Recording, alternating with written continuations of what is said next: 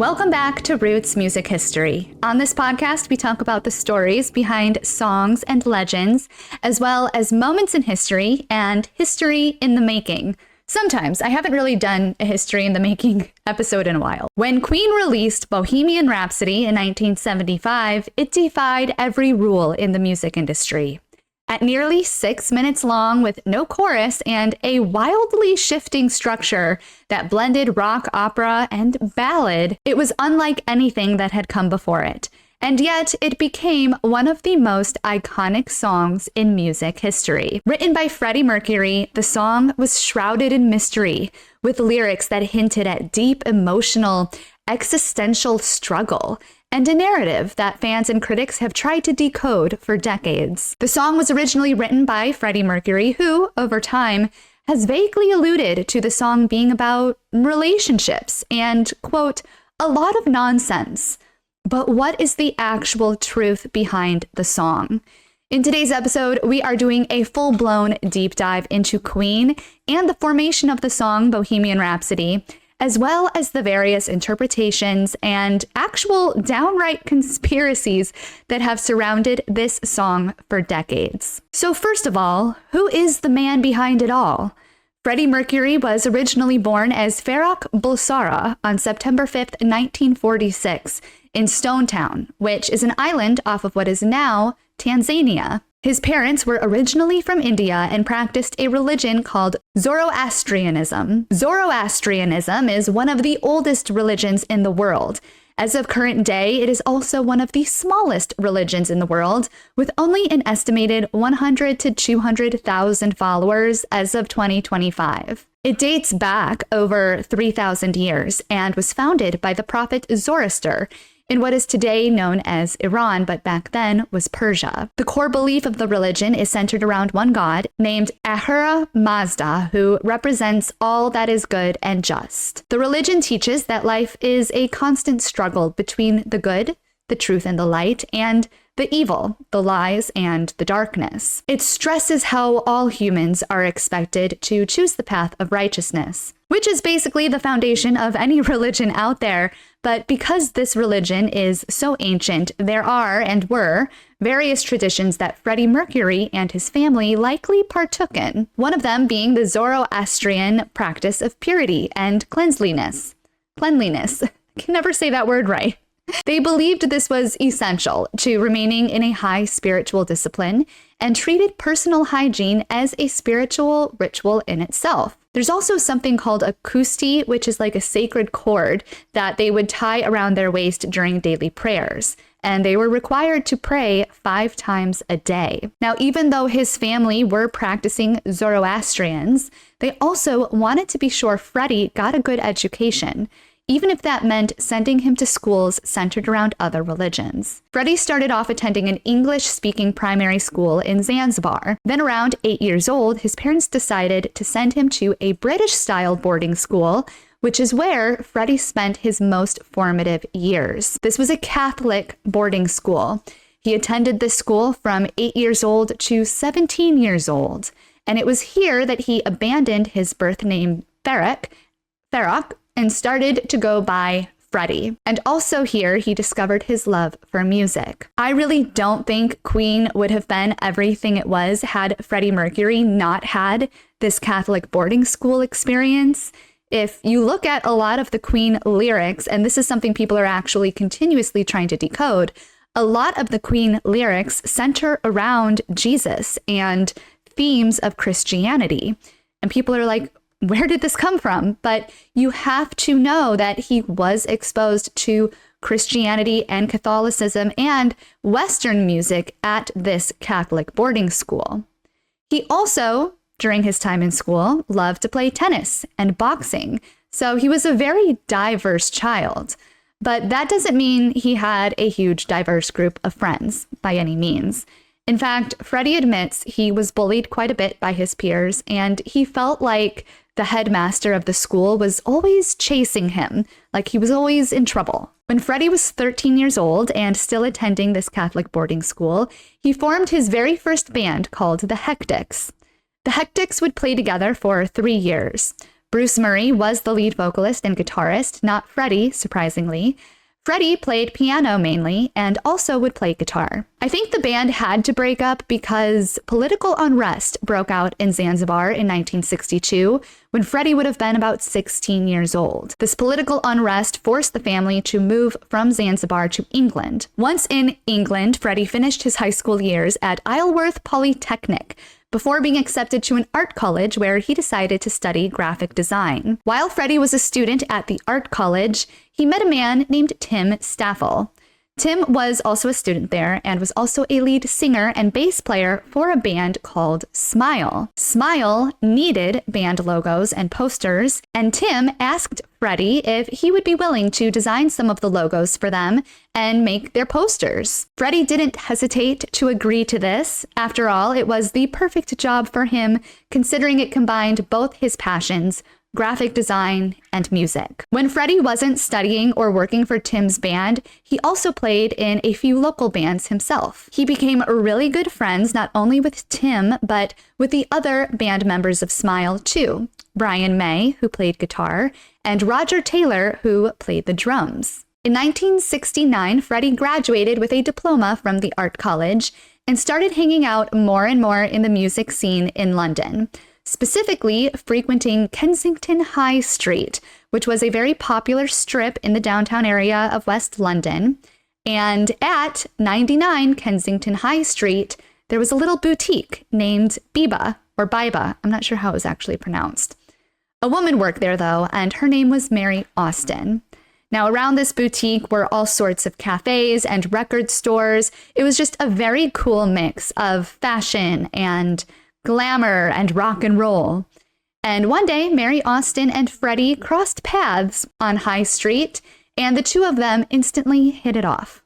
They soon started dating into 1970, which is when Tim decided to leave Smile to join a different band. Upon Tim's departure, Freddie joined Brian and Roger, and together the three of them decided to continue playing. This time, Freddie assumed the position of lead vocals to officially take the place of Tim. Since Tim was gone, the three of them decided they should give themselves a new name, kind of rebrand themselves.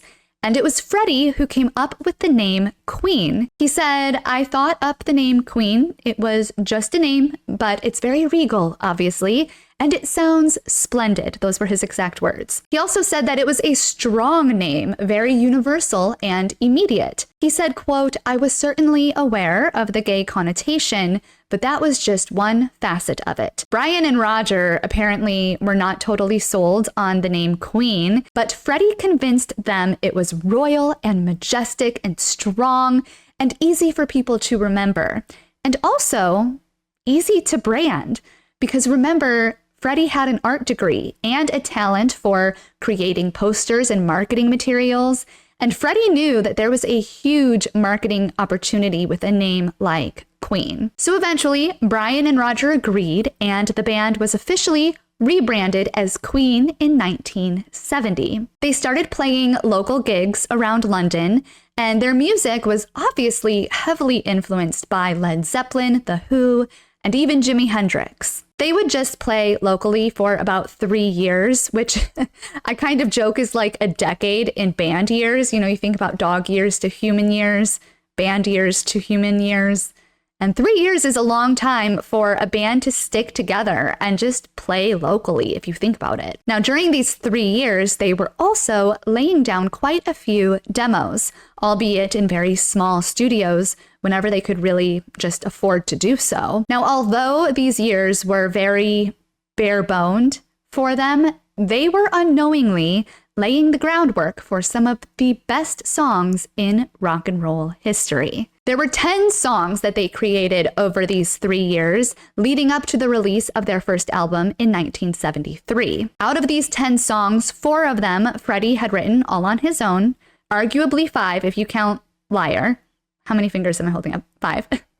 Which Freddie thinks he should have full credit for Liar. Technically, he wrote it with Mike Burson, a guitarist, but Freddie did all the lyrics and he wants full credit, so we could call it 4 or 5 out of those 10 were solely written by Freddie. And all the while, by the way, Freddie and Mary Austin, whom he met on Kensington Street, are living together in a flat in London, totally in love and happy, playing house. We'll revisit that later. I think it's really interesting and important not to overlook these early works of Freddie when trying to understand Bohemian Rhapsody. A lot of people will say, oh, I knew Freddie. He wasn't religious, or the song was just nonsense. He was just being silly. And Freddie himself says that the song was nonsense. But let's dig into his psyche a little bit, because I also think that you can be someone's best friend and also still not fully know or understand their heart and where they stand spiritually, because that is such a private thing. And that is why it is so important not to judge your neighbor, not to judge anyone. That is why truly only God himself is in a position to judge, because you really do not know someone's heart. When they lay down in bed at night and they close their eyes, you do not know their heart or their spiritual standing. You never ever will, no matter how close you think you are to someone. But with Freddie and with artists in general, sometimes you are able to get a very rare glimpse into their inner self. And you can almost scratch the surface into their spirit and their soul through their music. Now, the first songs Freddie wrote were extremely theatrical and fantasy-driven, while simultaneously weirdly adopting significant religious undertones.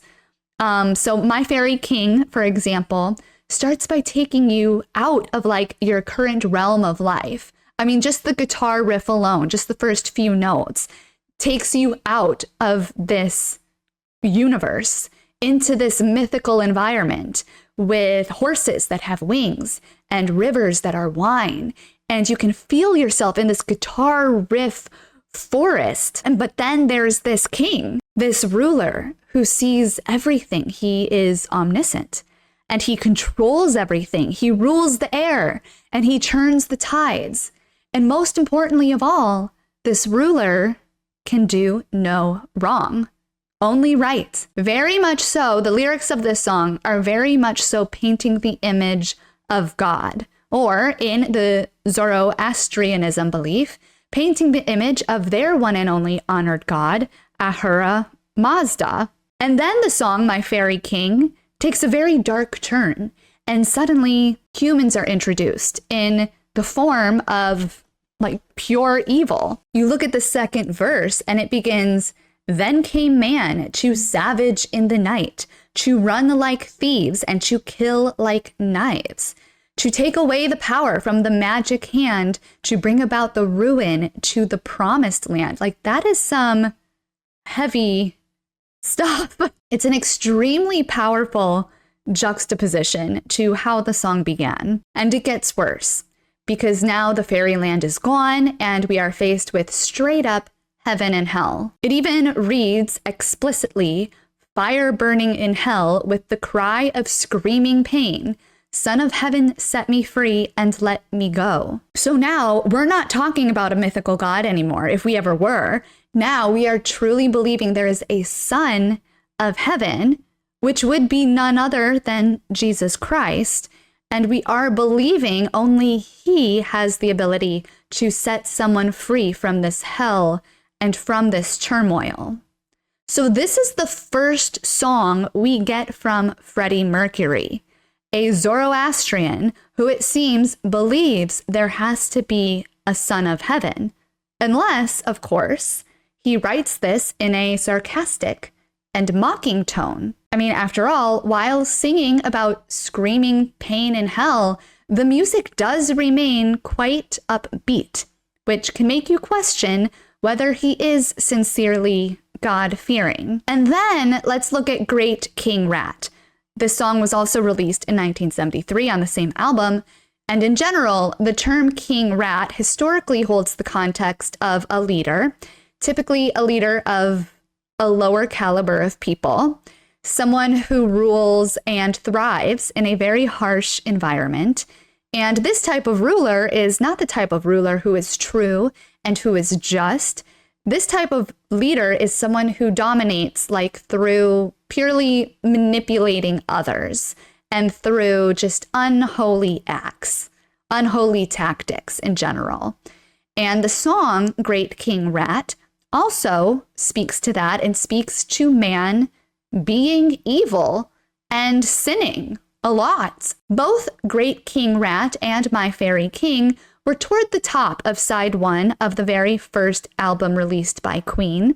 But then you turn her over to side 2 and you pretty much enter a second universe, because then you get Jesus. Literally, you get the song Jesus, another song that was solely written by Freddie Mercury. The song Jesus, unlike his songs on side A, starts off very definite. Unlike the mythical fantasy riffs of Fairy King and King Rat, this is instrumentally very simple and very black and white. And the lyrics to Jesus leave absolutely no room for interpretation whatsoever. And then I saw him in the crowd. A lot of people had gathered round him. The beggars shouted, the lepers called him. It's very, very straightforward. And unlike Freddie's other songs, where he's singing about sin consuming man and man being evil and seeming like there is no way around that, the song Jesus is very different because it speaks of absolute healing and absolute forgiveness. And that is how Freddie leaves us from that first album. After the release of their first album, they released Queen 2 and Sheer Heart Attack in 1974. And in 1974, Queen's world was entirely consumed by work at this point. All while Freddie is writing for these Queen albums, he already has a piece of work that has been ongoing really since the 1960s. A song that starts off, Mama just killed a man. But the song was never done. It wasn't even close to being partially done when he was recording the first 3 albums with Queen. In fact, you might not have even considered it a song at all, as much as just this little idea plant that Freddie kept watering time and time again. The only person who even knew it existed other than Freddie himself was Brian May, the guitarist. Because in the early 70s, Freddie showed him parts of the song, and Freddie actually showed it to Brian as a cowboy song. He referred to it as a cowboy song because it started off, Mama just killed a man. Just like the most redneck confession ever, the most cowboy confession ever. And Freddie knew when he had shown it to Brian May in the early 70s, he already knew that parts of the song had to have either like an instrumental part or a very theatrical part. He was already picturing that the song was this opera theater song, more so than just like a rock and roll song. And I think that was a huge reason also why it never came to fruition on album 1, album 2, or even album 3. But then in 1975, he presents more of the song to the entire band. And together, they started fine-tuning it and layering in instrumentals. Now, Freddie thought it was enough material for 3 entire songs, but the group knew they wanted to blend it all into one in their 4th album because they wanted this 4th album to be very different and to really feel like a night at the opera, which is what it was called. The group went into Rockfield Studios in Wales on October 24th, 1975, to begin the initial recording of what would become Bohemian Rhapsody. Brian May later described this recording session as, quote, the biggest thrill. They knew they were breaking barriers with this song, and all of them were extremely excited and passionate about this track. Freddie famously put in the line Galileo into the lyrics in honor of Brian May, who loved astronomy, so much so that Brian May actually would eventually go on and earn a PhD in astrophysics. If you didn't know that, there's a little fun fact for you. And that wasn't the only meaningful reference that Freddie snuck into the song. Scaramouche, for example, is an insanely astute reference to a famous comedian type who dates back to the 1500s in Italy. Now, Italy had, if you didn't know, had a very famous street theater in the 1500s leading into the Renaissance. This was all improv, but often featured the same types of characters over and over, albeit in a different improvised storyline each time. But each different type of character had a name that accompanied their notorious traits. Similar to how we look at movies nowadays, where you have like the fool or the lover, the main character, the boss, the mother-in-law, etc. So for example, you had Harlequin, who was a clever, playful servant. You had a Pantalone, aka a very wealthy, controlling old man. There was also a Columbina, a witty, flirty, maid of some kind, and Scaramouche, who always added to the comedic relief. Now juxtapose that reference with the reference of Bismillah, which is an Arabic phrase that means in the name of God. It is present in the very beginning of the Quran and is often used by Muslims before doing anything, eating, traveling, making an important decision. They always begin by saying Bismillah, in the name of God. In the name of God, I eat this. In the name of God, I travel, that sort of thing. So it's very clear that given that reference as well, Freddie Mercury believed in something. Maybe he just didn't know what, or like I said, maybe he was mocking religion and mocking God. Whoever God is, whether it's the Zoroastrian definition of God or whether it's the Christian definition of God, was he mocking it or was he truly believing that something was out there? The song ends up just being so chaotic and goofy at the end of the day, but at the same time that it's released, Freddie starts publicly exploring his sexuality. And he tells Mary in about 1976, about a year after the song is formally released, that he is now interested in men, or has been interested in men, but now he's saying this to Mary. And once this becomes public knowledge, this put such a spin on Bohemian Rhapsody that probably never would have existed otherwise, because now everyone is listening to Bohemian Rhapsody, knowing what they know about Freddie's preferences, and rumors just started flying like crazy. Well, maybe rumors isn't the right word, but interpretations of the song started circulating like crazy. Probably the most popular and most initial theory was that the song Bohemian Rhapsody was indeed about a murder, but not a physical one, a metaphorical one where Freddie is, quote, killing off his former self. Although I would argue this theory as erroneous because he did start writing the song in the 1960s. So especially that line, that cowboy line, "Mama just killed a man," that was a 1960s line in the song, which was far before he even met Mary Austin and decades before he even released Bohemian Rhapsody in the first place and started coming out publicly. So others, though, would point out that the song being released 1 year before Freddie started publicly engaging with men was no coincidence. That the release time was no coincidence. If you look at the operatic section of the song, it appears as though it is a symbolic conflict. It's like an inner conflict and struggle, almost as if Freddie is on trial with himself and with religion and with society. And it's him against all of those forces, including his own force. Especially the lines where they are calling out, "Bismillah, no, we will not let you go." That line specifically was viewed as the religious and social forces trying to keep him in the closet. Now, this belief is further supported by the following line. "So you think you can stone me and spit in my eye?" As if that's Freddie fighting back against those forces. Others were very quick to note as well a much darker reference.